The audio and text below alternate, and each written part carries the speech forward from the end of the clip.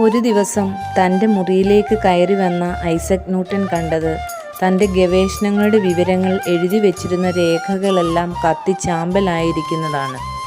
അദ്ദേഹത്തിന് വലിയ വിഷമം തോന്നി. എത്ര നാളത്തെ ഗവേഷണ ഫലമാണ് ഒരു നിമിഷം കൊണ്ട് നഷ്ടപ്പെട്ടിരിക്കുന്നത്? ഇതെങ്ങനെ സംഭവിച്ചു എന്ന് അന്വേഷിച്ചപ്പോൾ മേശപ്പുറത്ത് കത്തിച്ചു വെച്ചിരുന്ന മെഴുകുതിരി തൻ്റെ വളർത്തുനായി തട്ടിമറിച്ചതാണ് എന്ന് മനസ്സിലായി. അദ്ദേഹം വളർത്തുനായുടെ അടുത്ത് ചെന്നിരുന്നു പറഞ്ഞു, എൻ്റെ എത്ര വിലപ്പെട്ട രേഖകളാണ് നീ കത്തിച്ചു കളഞ്ഞതെന്നറിയാമോ? സാരമില്ല, ഇനിയും അതെല്ലാം വീണ്ടും എഴുതാം. ഇങ്ങനെയുള്ള സാഹചര്യം, അതായത് വിലപ്പെട്ട രേഖകൾ നഷ്ടപ്പെടുന്ന അവസ്ഥ, ആരിലും സങ്കടത്തോടൊപ്പം കോപവും ദേഷ്യവും ഉളവാക്കുന്നതാണ്. ന്യൂട്ടന് വളരെ പ്രയാസം തോന്നിയെങ്കിലും ആ നായോട് തന്നെ എത്ര സൗമ്യമായാണ് ന്യൂട്ടൻ